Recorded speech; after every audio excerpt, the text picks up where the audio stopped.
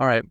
Is EEAT a ranking factor? Some say that EEAT, or experience, expertise, authority, and trust, is a ranking factor, and others point to tweets like the one that Google recently published on Twitter that EEAT is not a ranking factor. So, when EAT, or now EEAT, became a thing, people tried to game it, like SEOs often do. One of the biggest tactics that I've seen around this in the last couple of years is prominently displaying expertise on the site by way of name dropping or adding author bios on blog posts. If a business doesn't have an expert on staff, then they might hire a freelancer with nice credentials, or they might pay a doctor to peer review content before it's published, just so that they can use that expert's name on their page. And some people have even tried faking their expertise, or they've used well-known experts in bios without their permission.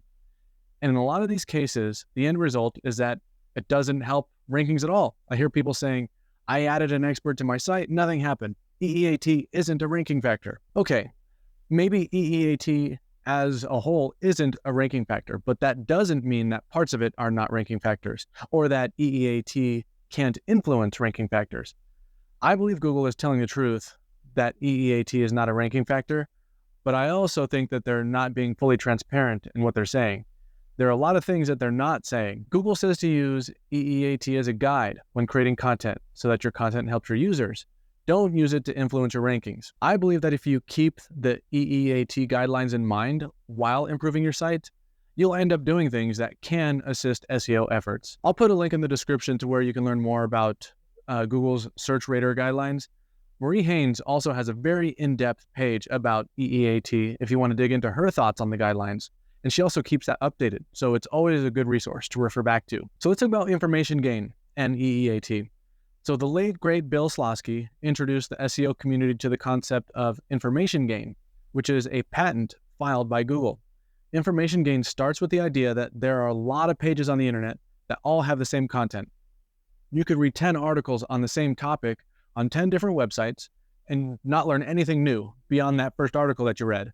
But when a page has something different than the others, its information gain score goes up. Information gain is where I believe EEAT plays a big role. A real expert will have far more to say than that same old regurgitated article that everyone else is writing or that AI is writing. An expert is able to increase the information gain score of a page simply because they have real-life expertise or experience to add.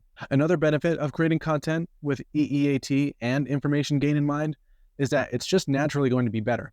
It'll be useful. And when you have that type of content, people share it and link to it.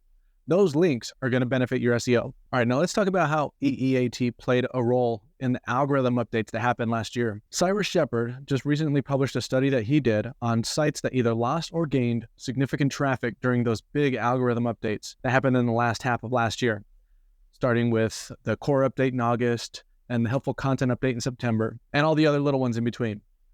He identified the on-page features that those websites have that correlate to their traffic changes, good or bad. The features that Cyrus looked at are related to things that contribute to EEAT.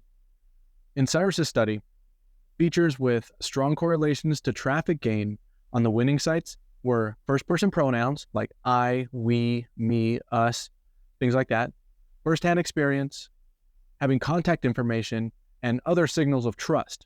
And on a side note here, using first-person pronouns is another one of those things that SEOs took from EEAT and tried to use as a tactic.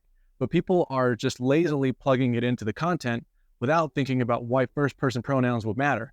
When someone uses a first-person pronoun, they're usually talking about their experience with something.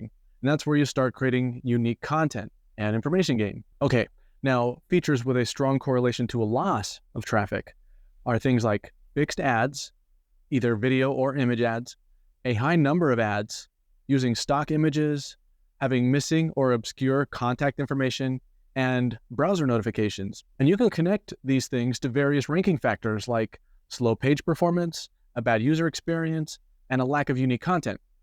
These sites also likely have a poor backlink profile because nobody wants to link to spammy or untrustworthy sites. And a lot of these things annoy site visitors and can also cause them to leave your site, which can lead to pogo sticking. And that's when someone lands on a page and quickly jumps back to the search results.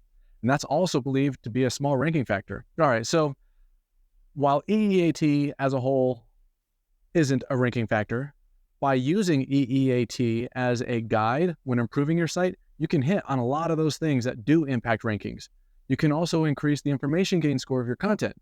Whether or not EEAT helps rankings, it helps your customers, which is good for conversions and for how people feel about your business. All right, that's it for me.